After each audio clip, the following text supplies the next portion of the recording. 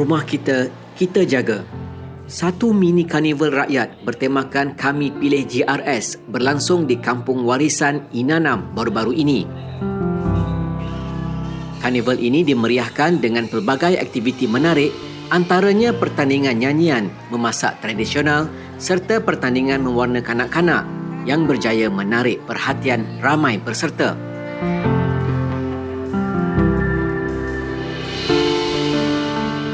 Hai, nama saya Sweep sebagai juri untuk pertandingan nyanyian pada hari ini. Rata-rata peserta pada hari ini memang kebanyakan memang memiliki bakat yang asli lah ya. Susah kami mau nilai lah mana yang terbaik. Dan saya rasa event seperti ini sangat baik ya.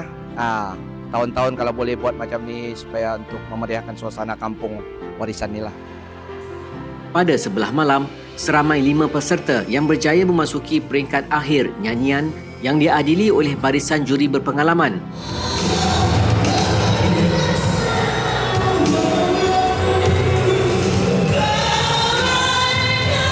Program ini dianjurkan oleh Gerakan Kuasa Rakyat Malaysia atau G57 yang dipimpin Datuk Zulkarnain Mahdar dengan kerjasama Parti Gagasan Rakyat Sabah, Gagasan serta GRS Dun Darau. Saya ingin mengimbau kembali tentang sosok tubuh yang bernama Datuk Seri Haji G ni.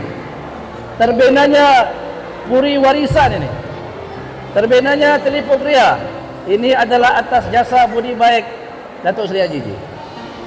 Sewaktu beliau jadi Menteri Kerajaan Perumahan Tempatan, beliaulah yang bertanggungjawab bina bangunan yang kita nampak ni, rumah ni.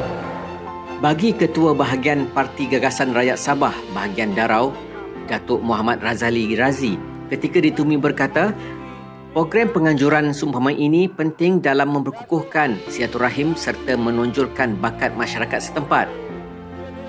Katanya lagi, masyarakat dapat hidup dalam suasana aman, selesa dan sejahtera selaras dengan kepimpinan Ketua Menteri Sabah, Datuk Seri Panglima Haji G. Noor. Kerajaan yang cukup berfungsi. Banyak inisiatif kerajaan telah dibuat. Banyak kita lihat bantuan pendidikan, bantuan kebajikan, skim insurans kepada semua rakyat Sabah. Dan yang paling terang adalah rumah SMJ. Turut disediakan cabutan hadiah bertuah yang menarik minat orang ramai ke karnival ini.